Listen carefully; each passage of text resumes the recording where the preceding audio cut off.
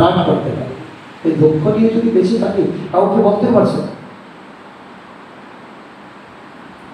প্রতিপত্নীকে বলা হয় অর্ধাঙ্গিনী, অনেকের ভাগ্য অনুসারে তার ঘাও হবে, কোন হবে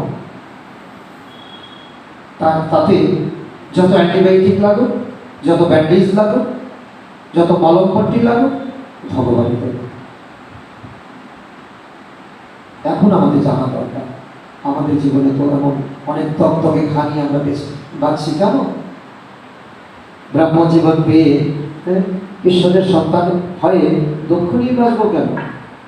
যখন আমি জানি ভগবানের কাছে সে শক্তি আছে দুঃখকে হিলিং করার জন্য। আসলে আমাদের দুঃখটাকে যদি আমরা প্রশ্রয় দিই, সে আমাদের অবচেতন মনে লুকিয়ে থাকে, আর তখনই জেগে উঠে যখন একটা পরিস্থিতির সম্মুখীন হয়, তখন যন্ত্রণায় কাতর হয়ে যায়, কোনোদিন রাতে ঘুম আসে, ওই পুরানো স্মৃতি মনে পড়ে।